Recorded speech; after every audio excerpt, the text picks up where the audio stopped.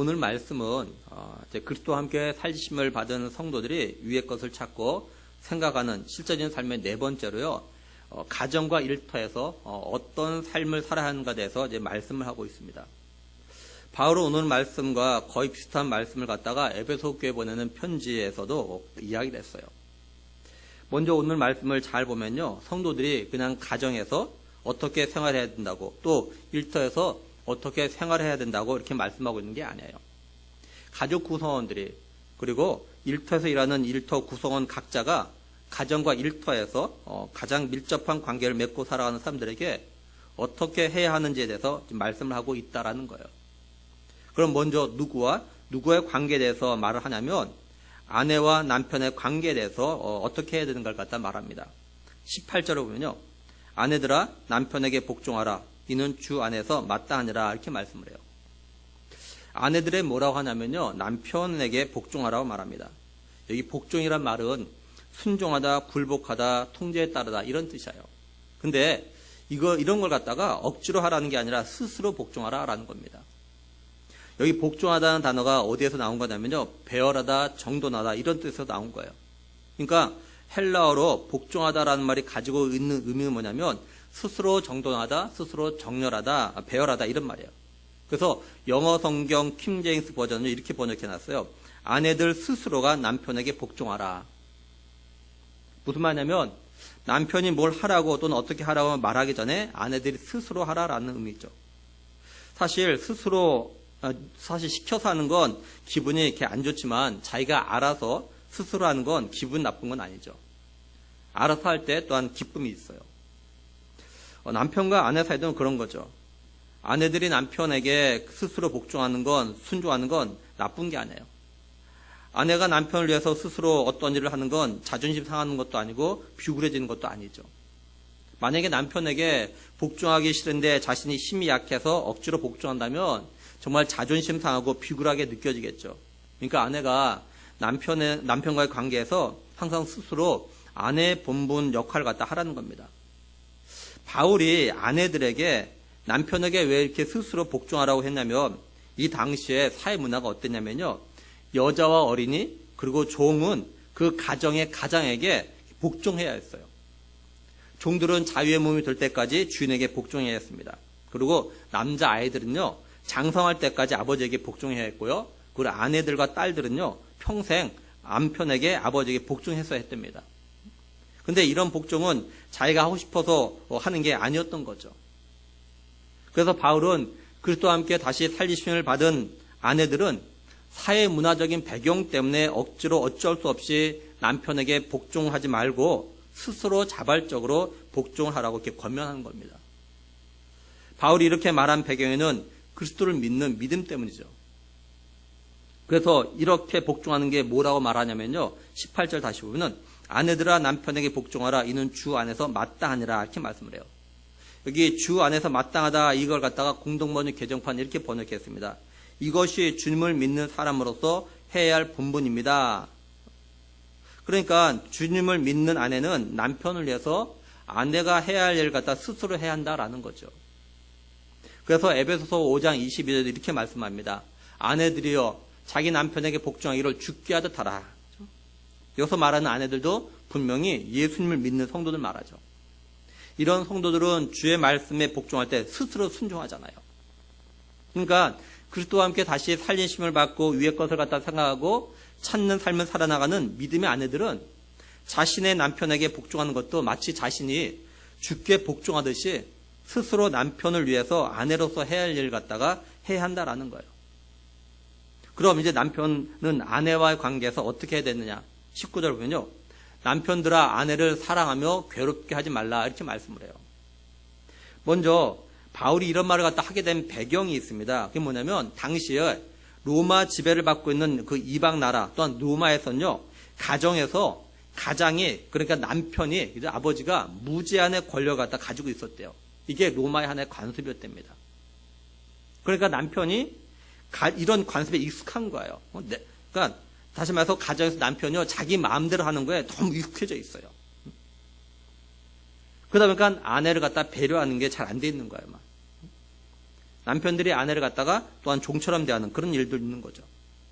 쉽게 예를 들어 말하면 우리나라에서도요, 남자들이 부엌일 하면 안 된다는 이런 생각을 갖다가 가진 때가 있었잖아요. 그죠? 그래서 남편들이 집안에서는 손가락 하나 까딱하지 않는 그런 가정들도 있었어요. 물론 요즘은 이제 대부분 남편들이 가정에서 일을 하죠.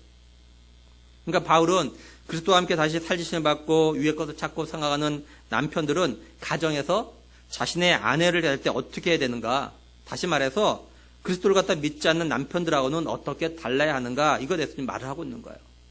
비록 사회 문화적으로는 남편이 마음대로 할 수 있는 그런 분위기지만 그래도 예수 믿는 성도는 어떻게 되냐, 예수 믿는 남편 어떻게 되냐, 지금 그 이야기를 하는 거죠. 그게 어떤 거냐? 남편들은 아내를 갖다 사랑하라는 거예요. 남편들은 아내를 갖다가 어떻게 사랑하냐면 하나님께서 우리 사람을 갖다가 사랑하신 것처럼 사랑하라라는 겁니다. 그래서 여기 사랑하다라는 이 헬라어가 어떤 걸 쓰냐면요, 우리가 잘 아는 아가페라는 단어로 쓰여 있어요. 그래서 바울은 에베소서 5장 25절에서 이렇게 이야기합니다. 남편들아, 아내 사랑하기를 그리스도께서 교회를 사랑하시고 그 교회를 위하여 자신을 주신 것 같이 하라, 이렇게 말씀을 해요. 그리스도께서 교회를 갖다가 어떻게 세우셨냐? 자신의 몸을 주고 피 흘림으로 이렇게 세우셨어요.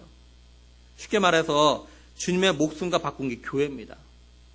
그러니 그리스도께서 교회를 갖다 얼마나 사랑하고 아끼시겠어요. 이처럼 남편은 자기 아내를 갖다 사랑하라는 겁니다. 자기 목숨처럼 아끼고 사랑을 하라라는 거예요. 남편이 아내를 갖다 사랑하는 방법이 뭐냐면요, 아내를 갖다 괴롭게 하지 않는 거예요. 여기 괴롭게 하다라는 헬라어 단어의 의미가 뭐냐면 슬프게 하다, 비참하게 하다, 이런 뜻입니다. 남편들이 아내를 사랑하면 아내를 갖다 슬프게 하면 안 된다라는 거예요. 아내를 갖다 비참하게 만들면 안 된다는 겁니다. 여기 사랑하는 단어가 능동태로 되어져 있어요. 그러니까 남편들은 아내를 갖다 자발적으로 스스로 이렇게 사랑을 하라는 겁니다. 다시 말해서 아내가 나를 사랑해달라고 말하지 않아도 아내를 갖다 사랑하라라는 거예요. 아내가 나를 갖다가 괴롭히지 말라고 말하지 않아도 남편 아내를 갖다가 괴롭히지 말라는 겁니다. 남편 스스로가 아내를 갖다가 슬프게 만들지 말라라는 거예요. 그러니까 말씀을 잘 보고 잘 음매보면 어떻게 되냐면요, 아내가 남편에게 복종하는 것도 스스로 복종하라고 말씀하고 있고, 그리고 남편이 아내를 사랑하는 것도 남편이 스스로 자발적으로 사랑하라, 이렇게 말씀하고 있는 거예요. 그러니 결국 뭡니까? 남편과 아내가 서로에게 스스로 자신이 아내를 위해서 또한 남편을 위해서 해야 할 일 갖다 해야 한다, 이런 거죠. 이게 바로 예수 그리스도와 함께 다시 살리심을 받고 위의 것을 찾고 위의 것을 생각하는 그런 삶을 살아가는 성도들이 자신의 삶 속에서 실천해야 될 그런 삶이라는 겁니다. 제가 비전구역 식구들에게 보내줬고, 그리고 이번 대신방 때 두 가정에서 말씀을 전하는 가운데 소개했던 글입니다. 어떤 글이냐면 목포 사랑의 교회 백동조 목사님이 쓴 책에 있는 글이에요. 한번 들어보세요. 가끔 길을 가다 보면 빌딩을 짓는 공사판을 만나기도 한다. 그 일을 지나면서 만나게 되는 간판이 있다. 공사 중 통행에 불편을 드려 죄송합니다. 주인백 또는 소장백. 이 말을 갖다 곰곰이 생각해보라. 건물을 짓는 공사 현장만 공사 중인가? 아니다. 사람도 공사 중이다. 나도 배우자도 모두가 우리 인생은 공사 중이다. 그래서 본인이 아닌 타인에게 불편을 주고 있는 것이다. 대인일수록, 그냥 큰 사람일수록 자신이 공사 중이므로 타인에게 불편을 주고 있다고 생각한다.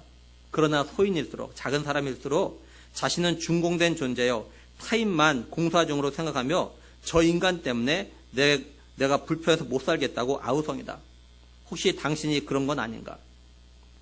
이 글을 읽고 있는 당신이 남편이라면 내가 아내를 잘 섬기지 못해서 아내가 저럴 수밖에 없구나. 내가 아이들을 잘 챙기고 가르치지 못해서 아이들이 저럴 수밖에 없구나. 이 글을 읽고 있는 당신이 아내라면 내가 내조를 잘하지 못해서 남편이 저럴 수밖에 없구나. 내가 아이들을 잘 챙기지 못하고 가르치지 못해서 아이들이 저럴 수밖에 없구나.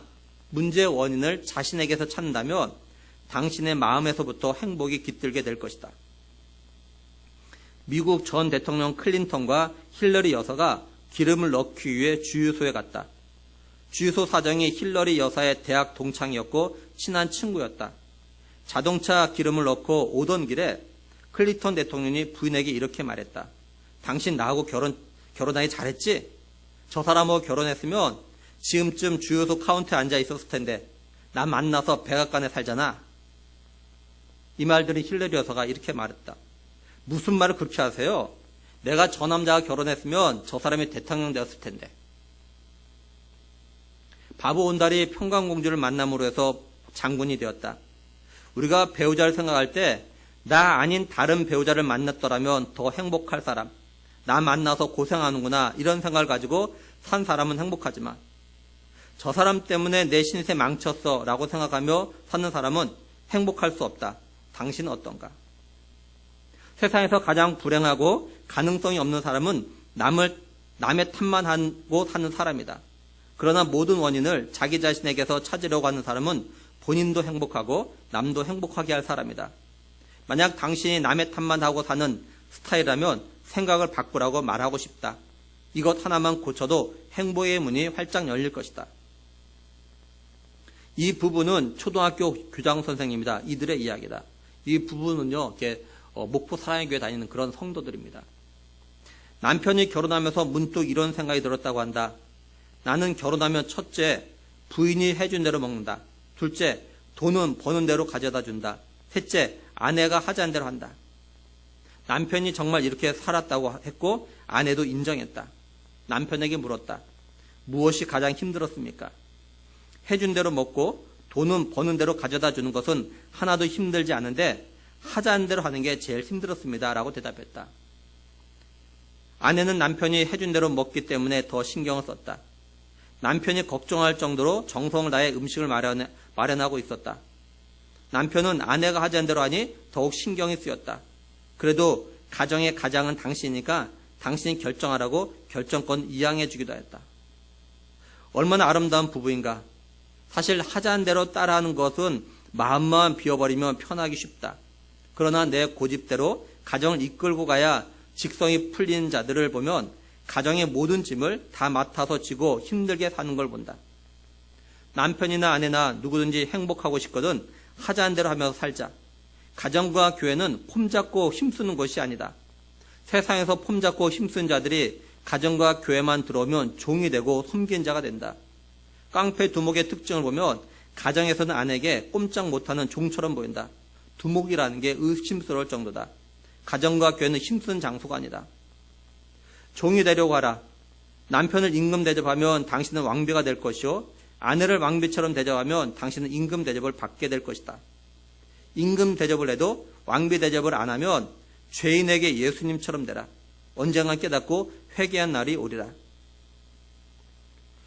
그리스도와 함께 다시 살심을 받고 위의 것을 찾고 생각하는 그런 삶을 살아가는 남편과 아내가 이런 삶이 아닐까라는 생각을 해봅니다. 우리 성도들이 가정에서 이런 삶을 살려고 노력하면 정말 가정이 천국이 될 겁니다. 이제 다음으로 자녀와 부모 사이에서 어떻게 해야 되는가 해서 말씀을 해요. 먼저 20절 보면요. 자녀들아 모든 일에 부모에게 순종하라. 이는 주 안에서 기쁘게 하는 것이니라. 이렇게 말씀합니다. 여기 순종하라는 헬라어 의미 뭐냐면요. 주의 깊게 듣다, 경청하다 이런 말이에요. 쉽게 말해서 자녀들이요. 부모에게 순종하는 게 뭐냐? 부모가 하는 말을 갖다 주의 깊게 듣는 거예요. 그래서 부모의 말을 갖다가 그냥 듣는 걸로 그치란 말이 아니죠. 이거는. 쉽게 말하면 뭐냐면 부모님이 또는 선생님이 너희 좀 말 좀 들어라. 이렇게 말하는 건 뭐예요? 좀 순종 좀 해라. 좀 하라는 대로 해라. 이런 말이잖아요. 그러니까 자녀들은 부모님이 하시는 말씀을 잘 듣고 그대로 순종하라라는 겁니다. 근데 말씀을 잘 보면요. 뭐라고 하냐면 모든 일에 이렇게 말씀을 하죠. 이 말이 가지는 의미가 뭐겠어요? 내가 순종하고 싶은 것만 순종하라는 게 아니라는 거죠. 내 생각과 맞는 것만 순종하라는 것이 아니에요. 부모가 하는 말씀에 대해서는 그게 뭐든지 간에 순종하라라는 거죠. 그래서 여기 순종하다라는 이 단어가요. 능동태로 되어져 있어요. 이건 뭐냐면 자녀들 스스로가 이렇게 순종하라 이런 말이죠. 그럼 바울이 자녀들에게 왜 모든 일에 부모에게 순종하라고 하는 걸까요? 20절을 갖다 다시 보면요. 자녀들아 모든 일에 부모에게 순종하라. 이는 주 안에서 기쁘게 하는 것이라 이렇게 말씀을 하죠. 여기 이는 주 안에서 기쁘게 하는 것이라 이걸 갖다 세 번을 이렇게 번역했어요. 이것이 주님을 기쁘게 해드리는 일입니다. 그러니까 그리스도와 함께 다시 살리심을 받고 위의 것을 찾고 생각하는 삶을 살아가는 자녀들이 가정에서 어떻게 하는 게 주님을 갖다 기쁘게 하는 삶이냐면 바로 자신의 부모의 말씀에 순종하는 삶을 사는 거라는 거죠. 부모님이 하신 말씀을 갖다가 주의 깊게 경청해서 듣고 그 말씀에 순종을 하라라는 겁니다. 그냥 한 귀로 듣고 한 귀로 흘려버리지 말라라는 거예요. 나니아 연대기, 만화영어로도 만들어진 게 있는데 나니아 연대기, 그 다음에 스크루테이프의 편지, 우리 청년들이 한동안 읽었던 책인데요. 이것은 기독교 변증학자인 C.S. 루이스가 이런 말을 했어요. 만약에 집이, 가정이 은혜의 방편이 되려면, 가정이 은혜의 방편이 되려면 반드시 규율의 장소가 되어야 한다. 규율이 싫다면 그것을 대신할 것은 자유가 아니라 가장 이기적인 구성원의 위헌적인 폭정이다. 이런 말이었어요. 무슨 말이겠어요? 가정에서는요, 가정 나름대로의 규율이 있어야 한다라는 거죠. 다시 말해서 자녀가 부모의 말에 순종하는 게 있어야 한다는 거예요. 그럴 때 가정에서 은혜를 갖다 경험하고 가정이 작은 천국 같은 곳이 된다라는 거죠. 이걸 좀 확대해서 생각해 보면 하나님께서 에덴 동산에 선악과를 따먹으면 반드시 죽으니까 따먹지 말라라는 그런 명령과 규율을 두신 것.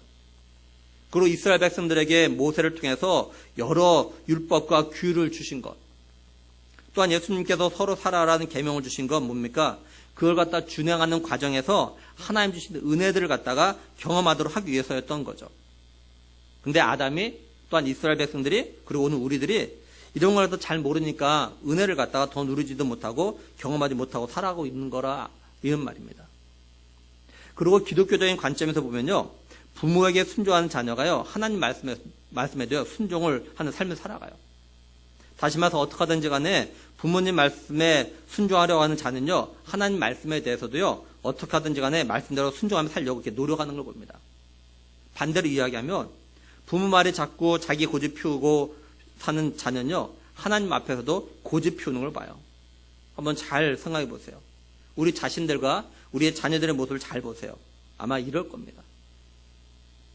진실로 자신이 그리스도와 함께 다시 살리심을 받고 위의 것을 갖다 찾고 생각하는 삶을 살려고 하는 자는요. 가정에서 부모의 말씀에 순종하는 삶을 있어야 한다라는 겁니다.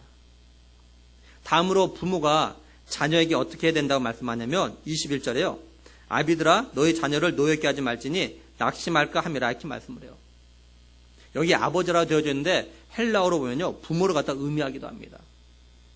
부모와 자녀를 갖다 노엽게 하지 말라고 하는데 여기 노엽게 하다라 이 말이 어떤 뜻이냐면요. 마음을 상하게 하다 이런 말이야 이게. 그러니까 부모가 자녀의 마음을 갖다가 상하게 하지 말라는 거죠. 이게 무슨 말이냐면 일반적으로 부모들이요. 자녀가 잘못했을 때 책망하고 징계할 때가 있죠. 근데 이때 부모가 자녀에게 책망이나 징계라는 목적은 결코 자녀를 갖다가 화나게 하거나 상처 주려고 하는 건 아니에요. 자녀들 갖다 좀 더 바르게 양육하는 게 목적인 거죠. 그러니까 부모가 자녀들을 갖다 책망하거나 징계할 때요. 자녀의 마음을 갖다가 상하게 하지 말라라는 거예요. 다시 말해서 자녀들의 자존심을 상하게 하는 그런 말 또는 자녀를 갖다가 조롱하는 말을 갖다 하지 말라는 겁니다. 한마디로 부모지만 자녀들에게 조심해서 말을 하라는 거예요. 함부로 말을 갖다 하지 말라라는 겁니다. 만약에 부모가 자녀를 갖다가 바르게 양육하기 위한 목적으로 하는 걸 할지라도 그게 자녀의 마음을 갖다가 상하게 하고 자녀의 자존심을 갖다가 상하게 하는 거면 자녀들이 낙심하게 된다는 거예요. 더 시리에 빠지고 의기소침하게 된다는 거죠. 그러니까 그리스도와 함께 다시 살리심을 받고 위의 것을 갖다가 찾고 생각하는 부모는 가정에서 자녀들에게 말을 할 때도 자녀들의 마음이 상하지 않도록 조심해서 말을 해야 한다는 겁니다. 다시 말해서 자녀들이 낙심하지 않도록 조심해서 말을 하라는 거예요.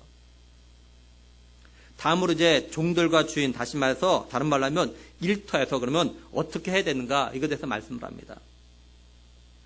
먼저 알아야 되는 건요. 당시 로마 제국과 그다음에 로마 지배를 받는 나라들은 어떠냐면 노예 제도가 법적으로 허용이 됐어요. 그래서 노예가 나라와 사회에 중요한 일을 갖다 거의 다 하는 겁니다. 쉽게 말해서 노예나 종이 없다면 로마 사회는요 무너지는 거예요. 로마 제국에 노예가 얼마나 많았냐면요 인구의 절반이 노예였다고 합니다. 갈라디아 지역의 경우는요 10명 중에 8명이 노예였대요.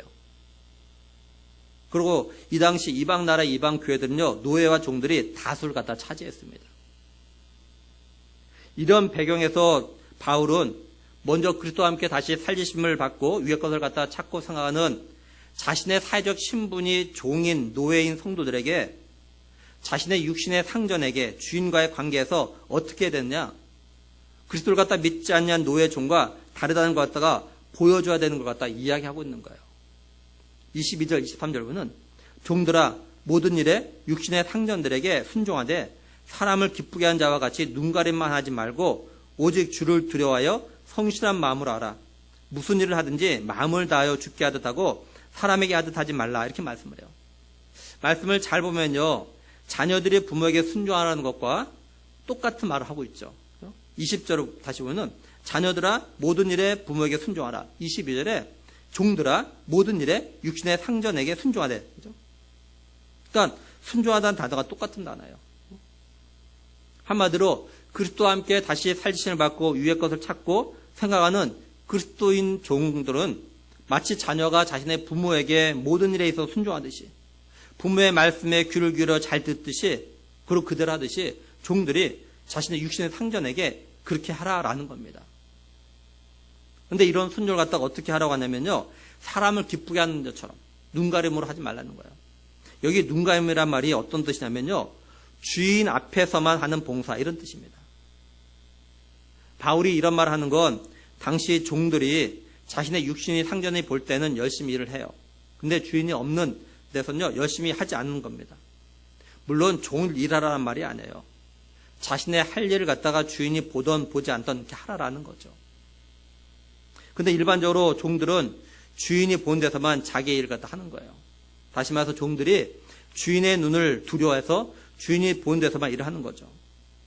그런데 그리스도와 함께 다시 살리심을 받았음을 갖다 믿는 이 종의 신분인 성도는 육신의 상전이 두려워가지고 눈가림식으로 일하지 말라는 겁니다.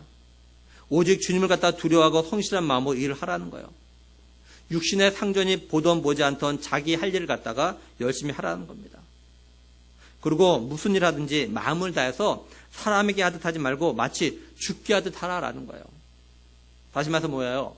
그리스도와 함께 다시 살리심을 받음을 갖다 믿는 종이의 신분인 성도는 자신의 일터에서 일을 할 때도 사람을 섬긴다는 생각을 하지 말고 사람이 보니까 어쩔 수 없이 일하는 것처럼 하지 말라는 겁니다. 성도는 자신이 한 일을 갖다 마치 내가 지금 이게 주님을 섬기는 이런 생각과 마음으로 자신의 할 일을 갖다 하라는 거예요. 바울이 이렇게 말한 이유가 있어요. 24절 보면요, 이는 기업의 상을 주께 받을 줄 아나니 너희는 주 그리스도를 섬기느니라, 이렇게 말씀합니다. 공동번역 개정판은요, 여러분은 주님께서 약속하신 것을 상으로 받게 되리라는 것을 기억해야 합니다. 여러분은 주님이신 그리스도를 섬기는 사람들입니다. 이렇게 되어져 있어요. 당시 노예 종들은 자신의 이런 신분에서 풀려날 기회가 거의 없었어요. 뿐만 아니라 아무리 열심히 일을 해도 이것에 대해서 주인으로부터 어떤 금전적인 보상을 갖다가 거의 받지 못해요. 한마디로 종들은 이 땅에서 어떤 기업을 갖다가 받지 못하는 겁니다. 바울은 이런 종의 신분인 성도들에게 뭐라고 하냐, 비록 이 땅의 육신의 상전이 너희가 아무리 열심히 해도 너희에게 어떤 기업의 상을 주진 않지만, 근데 주님께서는 기업을 갖다가 상으로 주시겠다고 하셨으니까 이걸 갖다 기억하라는 거예요. 다시 말해서 뭐예요? 너희들이 일터에서 맡은 바 일을 갖다가 성실하게 한 게 이게 주께 하듯 주를 섬기듯이 한 거니까 주님께서 너희들에게 기업의 상을 갖다 주신다는 거예요. 그래서 이걸 갖다 이걸로 위로 삼고 주께 하듯이 앞으로도 계속해서 자신이 맡은 바 일을 갖다 열심히 하라라는 겁니다. 그러면서 뭐라고 하냐, 25절에 불의를 행한 자는 불의의 보응을 받으리니 주는 사람을 외모로 취하심이 없느니라, 이렇게 말씀해요. 새 번역은요, 불의를 행하는 사람은 자기가 행한 불의의 대가를 받을 것입니다. 거기에는 사람을 보고 차별을 하는 일이 없습니다, 이렇게 번역했어요. 바울은 주인이든 종이든 불의를 행하면 자신이 행한 불의에 대해서 보응을 받게 될 거라 말합니다. 주님께서는 그 사람이 행한 불의에 대해서 보응하실 때 그 사람이 주인이라고 또는 종이라고 봐주거나 하는 그런 일이 그렇게 하지 않으신다라는 거죠. 그러니 종은 종으로서 주인은 주인으로서 바르게 해야 한다는 겁니다. 바울은 그러면서 이제 주인 상전들에게 말합니다. 4장 1절을 보면요. 상전들아 의와 공평을 종들에게 베풀지니 너희에게도 하늘에 상전이 계심을 알지어다. 공동번역 개정판은요.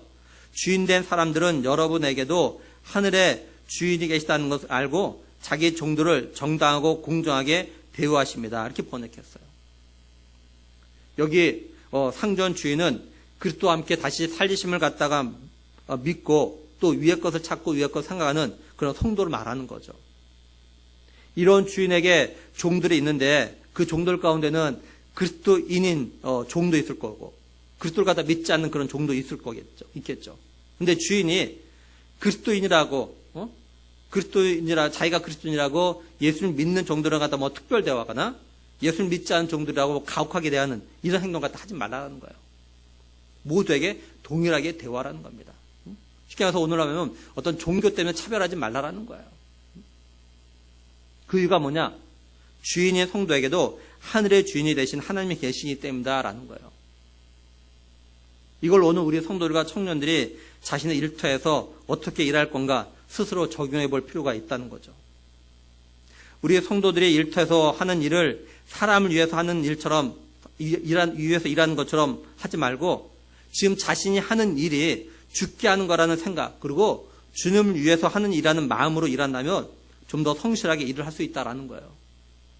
그리고 우리 성도들 또한 청년들이 이런 마음을 가지고 일터에서 일했을 때 회사나 윗사람이 알아주지 않을지라도 우리의 주인 되신 예수님께서 훗날 하늘에서 기업의 상으로 보상해 주시다는 걸 갖다 이제 믿으라라는 겁니다.